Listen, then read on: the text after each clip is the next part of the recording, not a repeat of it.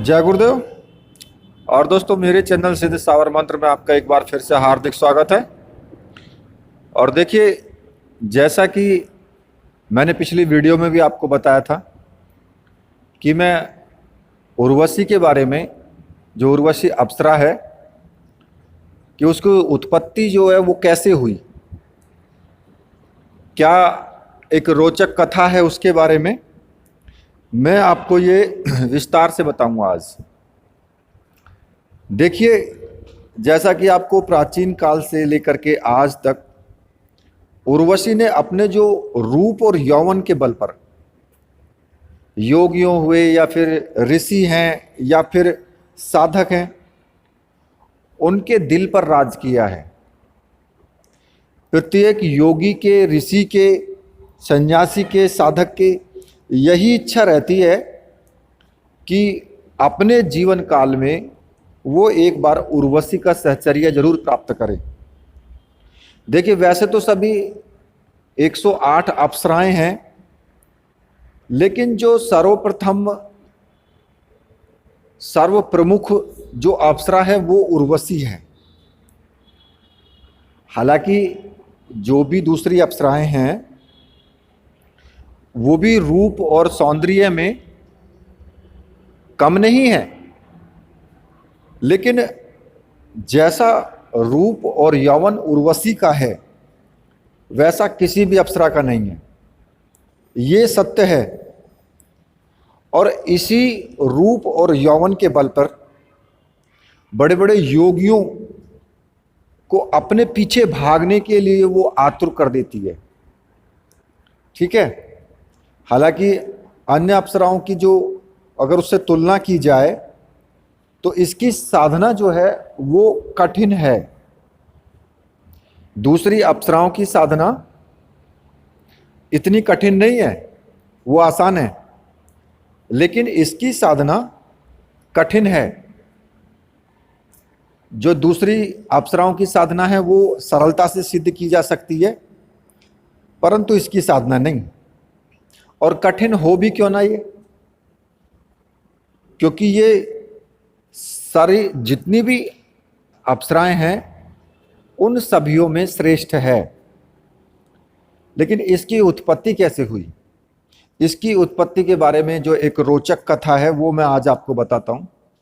देखिए, प्राचीन काल में नर और नारायण नाम के दो ऋषि थे, और ये दोनों ऋषि भगवान विष्णु के ही अंश अवतार थे। ठीक है, उन्हीं के ही अंश के अवतार थे ये दोनों ऋषि। तो एक बार क्या हुआ कि नर और नारायण हिमालय पर्वत पर गए, और घूमते घूमते वे एक बद्री का आश्रम,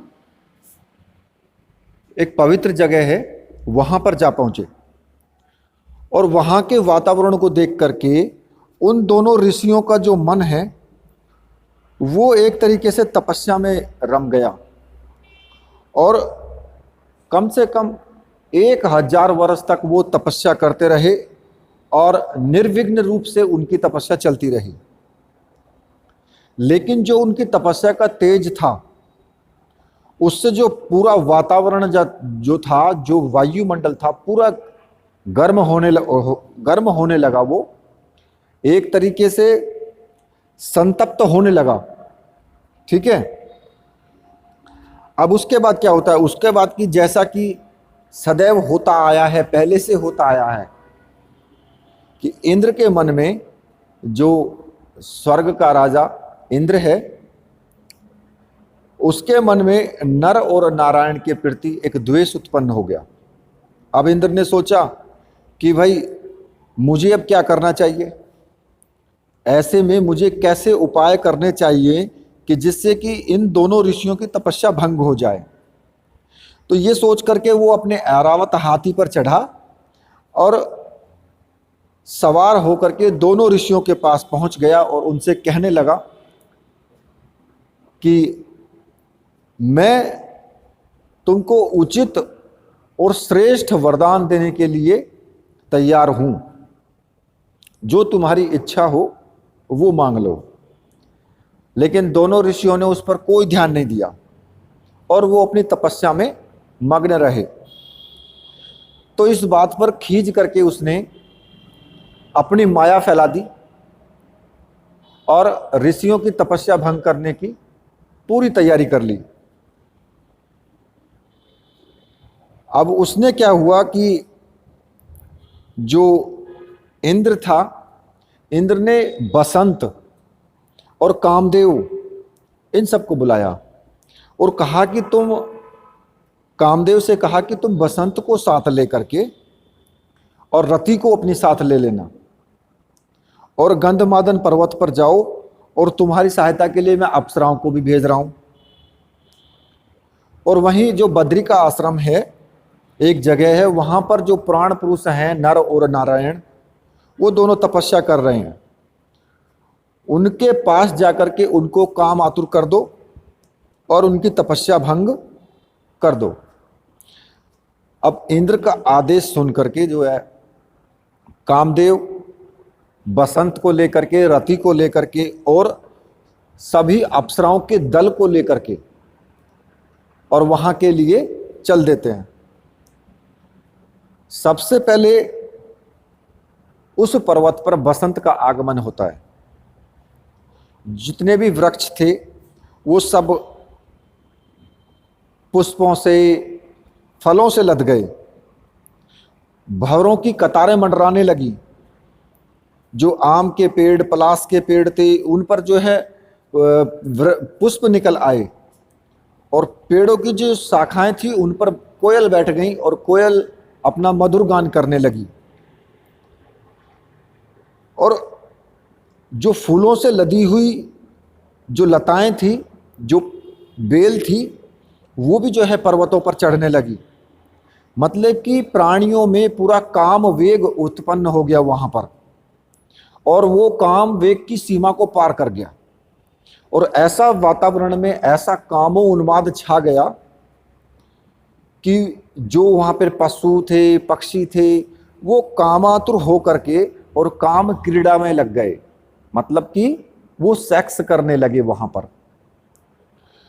और जो दक्षिण मुखी हो करके हल्की हल्की हवा बहने लगी, अब उसका स्पर्श होते ही व्यक्ति को एक आनंद उभरने लगता है। तो जो दोनों ऋषि थे उनका संयम भी जो है टूटने लगा। उसके बाद जो है रति को लेकर के कामदेव ने पांचों बाणों को साध करके और बद्री का आश्रम में अपना डेरा डाल दिया।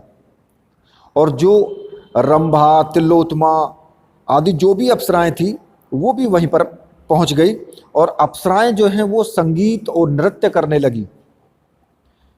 भाई वो तो संगीत और नृत्य में तो पारंगत होती ही है, ये काम ही ये है इनका। और मधुर ताल के साथ में एक तरीके से गायन होने लगा और एक लयबद्ध तरीके से हुआ। तो अब ये सब चीज देख करके जब नर और नारायण की समाधि टूटी, तो ये सब चीज देख करके उन्हें बहुत आश्चर्य हुआ।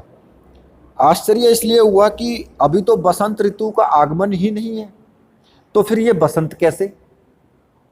लेकिन उन्होंने अपना योग बल लगाया और योग बल से देखा कि इंद्र ने तपस्या से भयभीत होकर के ये सारा कुचक्र जो है रच दिया है। और जो दिव्य अप्सराओं का जो संगीत सुनाई दे रहा है, जो स्पर्श कर रहा है उनका शरीर को, वो भी एक तरीके से उसी के कुचक्र की एक शाखा है। अब दोनों ऋषियों ने विश्वास हो गया, दोनों ऋषियों को, कि भाई इंद्र का ही ये षड्यंत्र रचा हुआ है, इसके अलावा और किसी ने ये षड्यंत्र नहीं रचा है। और जो वे सोच ही रहे थे कि इतने में सामने से सभी अप्सराएं दिखाई देने लगी उनको, जैसे कि मेनका, रंभा, तिलोत्तमा, घृताची, महाश्वेता, मतलब कि 108 अप्सराएं वहां पर दिखाई देने लगी उनको पूर्ण तरीके से। और कामदेव की एक विशाल सेना देव देखी तो वो आश्चर्य में पड़ गए कि भाई ये क्या हो रहा है।